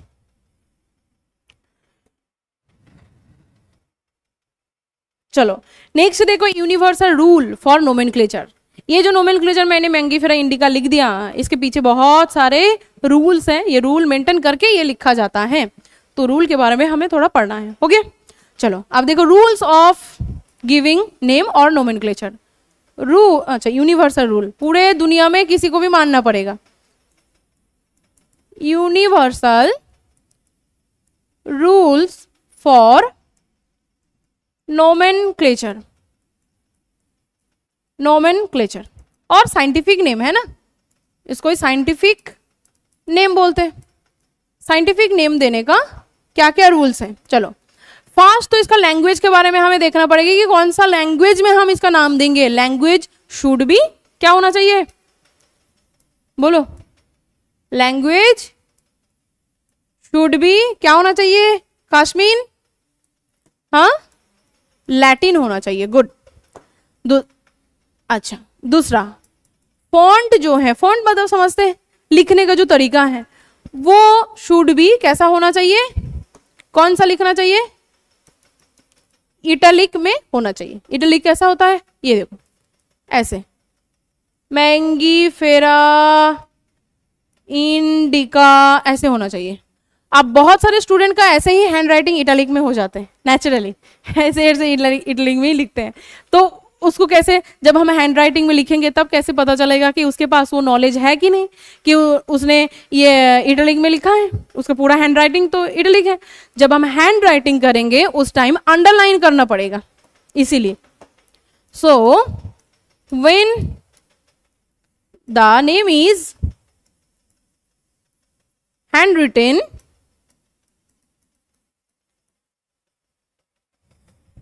separated underline needed. ठीक है, सेपरेटेड अंडरलाइन नीडेड। अब ये सेपरेटेड अंडरलाइन क्या है सुनो, लास्ट स्लाइड कहाँ गया मेरा? ये देखो, मैंने मैंगीफेरा में एक अंडरलाइन किया था और इंडिका में अंडरलाइन किया था। सेपरेटेड अंडरलाइन मतलब है जेनास के नीचे अंडरलाइन करना, छोड़ के स्पीसीज के नीचे अंडरलाइन करना। बिल्कुल ऐसा नहीं है, ऐसा नहीं है, काट के जीरो बना देगा अगर तुमने कहीं पे ऐसा लिखा तो। ठीक है, तो सेपरेटेड अंडरलाइन होना चाहिए स्पीसीज में एंड जेनस में। ये हो गया एक। अगर हम हैंड राइटिंग करेंगे तो 4। और क्या होना चाहिए? पूरा साइंटिफिक लिखने के टाइम एक ही जगह सिर्फ कैपिटल लेटर होगा, वो है फास्ट लेटर ऑफ जेनस। ठीक है, और बाकी सब स्मॉल लेटर में जाएगा। फास्ट जो ओनली फास्ट लिखो, only first letter of the genus should be capital and rest are small. बाकी सब इवन स्पीसीज का फर्स्ट लेटर भी स्मॉल होना चाहिए, बिल्कुल गलती से भी कैपिटल में नहीं होना चाहिए, ठीक है, नहीं होना चाहिए। ओके, और लास्ट में आते हैं और एक प्रोसेस जिसमें रेस्पेक्ट देके, सोचो तुमने अभी लिख रहे हो मैंगीफेरा इंडिका, तो इस टाइम तुमने तो बनाया नहीं, हमने तो बनाया नहीं, इसका नाम जिसने दिया है उन साइंटिस्ट का नाम पूरा नहीं लिखना है, फर्स्ट 3 से 4 लेटर उनके नाम का लिख देना चाहिए, पीछे एक कॉमा देके, ठीक है। यहाँ पे the name of scientist should be written after the name of, अच्छा, after the scientific name, after the scientific name of organism। जैसे कि अगर लिनियस है, सोच लो, मुझे याद नहीं है, शायद मैंगीफेरा होगा, यही मैंगीफेरा इंडिका, ठीक है, इंडिका, इनके पास इसके बाद लिनियस, देखो लिनियस LINN, ठीक है, LINN लिखा, मतलब लिनियस का नाम का छोटा सा लिख दिया, मतलब उन्होंने ये नाम दिया था, उनको रेस्पेक्ट देने के लिए हमें ऐसा लिखना होता है, ठीक है, हो गया। चलो आगे जाए। चलो नेक्स्ट देखो, एक छोटा सा टर्म आता है टोटोनिम्स। टोटोनिम्स, टोटोनिम्स मतलब क्या है? टोटोनिम्स मतलब है कुछ कुछ साइंटिफिक नेम लिखने के टाइम स्पीसीज और जेनस दोनों का नाम सेम हो जाते हैं। एग्जांपल बताओ, बोलो क्या होगा ऐसा? The same species and genus name of organism. एक ऑर्गेनिज्म का साइंटिफिक नेम लिखने के time species of genus same हो जाते हैं। बोलो कतला कतला होगा? कतला कतला स्पीसीज और जेनस दोनों सेम है, ये जेनस है और ये स्पीसीज है, ये है जेनस और ये स्पीसीज, दोनों सेम है। और भी होगा, ये किसका है? कतला फिश का साइंटिफिक नेम है, और नाजा नाजा एक रेप्टाइल का है ना, एक सांप का है साइंटिफिक, एक स्नेक का है साइंटिफिक नेम, ये होगा, ठीक है। इसको बोलते हैं टोटोनिम्स, जब स्पीसीज और जेनस दोनों का नेम सेम हो जाते हैं, इसको बोलते हैं टोटोनिम्स। चलो आप चले क्लासिफिकेशन में, लिख लो इसको।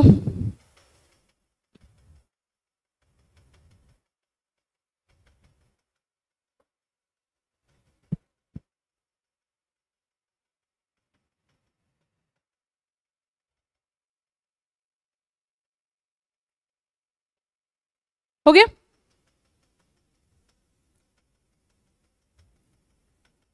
चलो नेक्स्ट, चलो आते हैं ऑर्गेनिज्म का क्लासिफिकेशन एंड टैक्सोनॉमी करने। Classification, taxonomy. चलो देखो, classification is a process, classification is a process by which anything is grouped, anything is grouped into convenient category, into convenient categories by observation of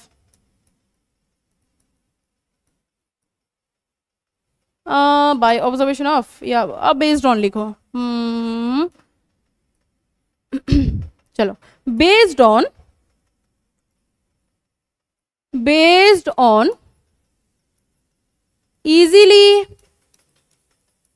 observable characters of that particular organism। एक particular organism का easily observable character मतलब बहुत easily देख पाते हैं ऐसे characters को देख के एक कन्वीनियंट कैटेगरी बनाने का जो प्रोसेस है उस प्रोसेस को बोलते हैं क्लासिफिकेशन करना। क्लासिफिकेशन करने के बाद जब हम क्लासिफाई कर लेते हैं एक ऑर्गेनिज्म को तो हमें उसका जो जैसे क्लासिफिकेशन करने के बाद कुछ लिखना पड़ता है, कुछ हायरार्की मतलब जो टैक्सोनॉमिक हायरार्की है उसमें उसको लिखना पड़ता है कौन सा ग्रुप में जाएगा, ये कॉर्डेट में जाएगा कि नॉन कॉर्डेट में जाएगा।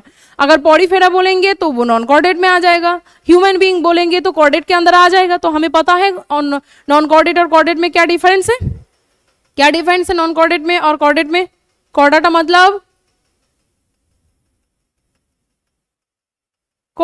क्या है हमीदुर बोलो, हाँ बोलो ओलिविया, हाँ notochord present in their embryonic condition on the dorsal side, mid dorsal side में नोटोकॉर्ड अगर प्रेजेंट है तो उसको बोलेंगे कॉर्डेटा, और अगर नोटोकॉर्ड नहीं है उसके एम्ब्रियोनिक कंडीशन में तो उसको बोलेंगे हम नॉन कॉर्डेटा। ठीक है, एनिमल किंगडम में पढ़ाएंगे अगर जिस भूल गई हो। और इसके अंदर एक सब फाइलम है वर्टिब्रेटा। वर्टिब्रेटा मतलब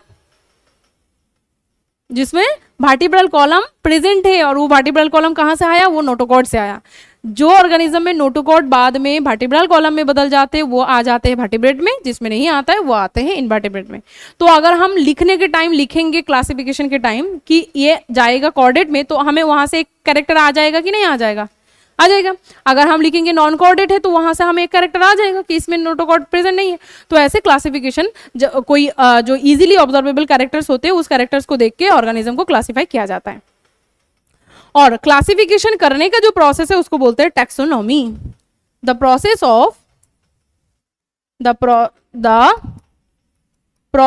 of classification is called taxonomy. Classification करने का जो प्रोसेस है उसको टैक्सोनॉमी बोलते हैं। अब ये जो टैक्सोनॉमी है, टैक्सोनॉमी में क्या क्या आते हैं, टैक्सोनॉमी में 3 चीज आते हैं। टैक्सोनॉमी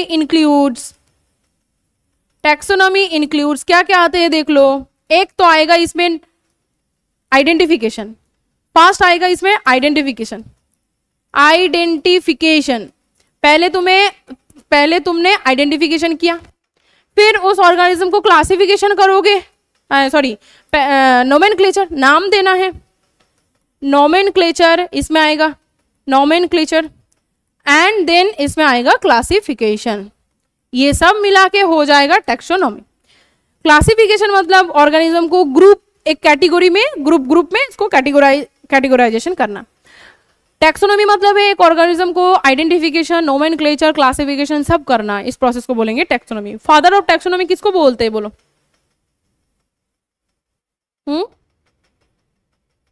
फादर ऑफ टैक्सोनॉमी किसको बोला जाता है? कैरोलस लिनियस को बोला जाता है। तो हम लिख लेंगे फादर ऑफ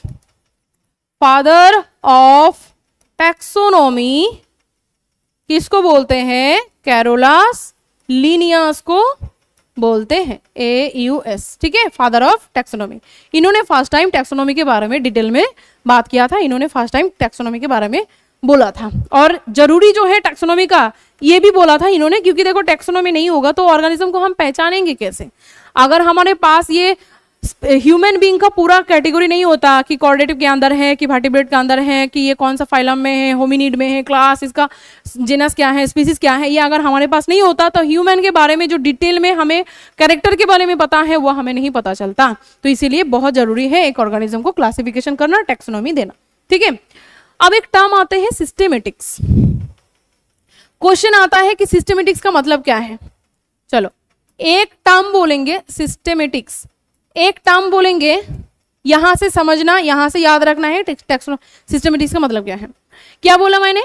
टैक्सोनॉमी मतलब क्लासिफिकेशन मतलब है ऑर्गेनिज्म को ग्रुप करना, टैक्सोनॉमी मतलब है ऑर्गेनिज्म का आइडेंटिफिकेशन, नोमेनक्लेचर एंड क्लासिफिकेशन करना, और सिस्टेमेटिक्स मतलब है ऑर्गेनिज्म का टैक्सोनॉमी के साथ साथ अगर हम उस ऑर्गेनिज्म का फाइलोजेनेटिक रिलेशनशिप ढूंढेंगे और दूसरा स्पीसीज के साथ क्या रिलेशन है वो देखेंगे और वो भी लिखेंगे, वो आ जाएगा सिस्टेमेटिक्स के अंदर।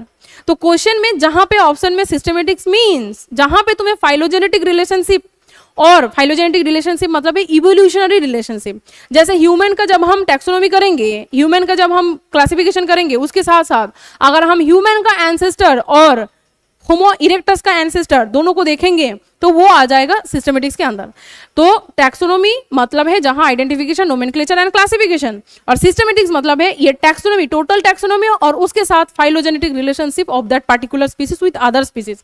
दूसरा स्पीसीज के साथ इवोल्यूशनरी रिलेशनशिप क्या है वो भी इनपुट किया जाएगा, वो भी लिखा जाएगा, वो आ जाएगा सिस्टमेटिक्स में। और सिस्टमेटिक्स में तीनों चारों ऑप्शन में से एक ऑप्शन में ऐसा फाइलोजेनेटिक रिलेशनशिप के बारे में लिखा होगा, आंख बंद करके वहां पे टिक करके आ जाना, ठीक है, क्योंकि सिस्टमेटिक्स में वही डिफरेंस है, एक ही। चलो लिखो, the word systematic is derived from the, अच्छा पहले देखो ये जो वर्ड है, वर्ड सिस्टेमा मीन्स क्या बोलते हैं इसको, सिस्टम मतलब है कैटेगरी करना, मतलब एक सेकेंड, हाँ, systematic arrangement of organism. Systema मतलब है सिस्टेमेटिक अरेंजमेंट ऑफ ऑर्गेनिज्म, ठीक है। और ये एक लैटिन वर्ड है, बायो में ज्यादा लैटिन और ग्रीक की यूज होता है, लैटिन वर्ड है, ठीक है। और ये सिस्टेमेटिक्स मतलब लिख के रखो,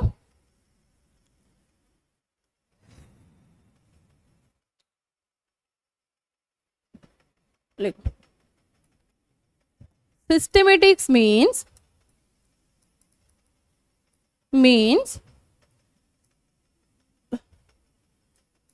systematic arrangement of organism plus evolutionary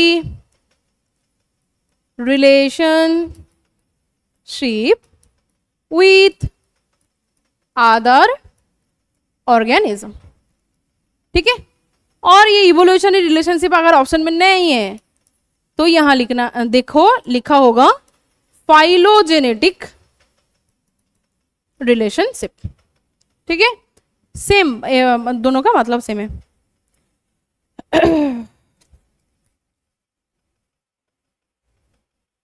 चलो नेक्स्ट आते हैं, टैक्सोनॉमिक कैटेगरी क्या है।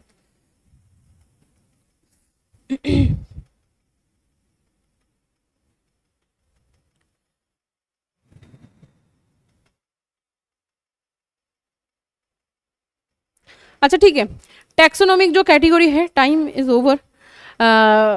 टैक्सोनॉमिक जो कैटेगरी है उसके अंदर स्पीसीज, जेनस, ये सब के एक एक डेफिनेशन पढ़ना है और एग्जाम्पल पढ़ना है। आज खत्म हो जाता तो सही होता, कल करेंगे एंड कल नेक्स्ट चैप्टर भी शुरू करेंगे, ठीक है। आज इतना ही रखते हैं।